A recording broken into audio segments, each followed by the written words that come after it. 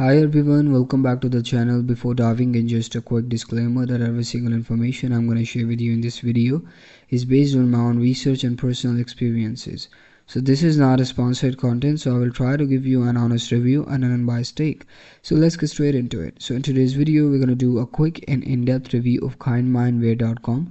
So this is basically an online shopping platform that provides you with a wide variety of clothing items with a few different positive message on it that is actually portraying something that is good for the mental health of the people.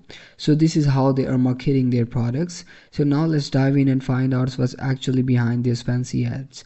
As you can see, the pictures being uploaded on their official website are of really high quality, but we never know if it is a legit platform. So I have done a research for you.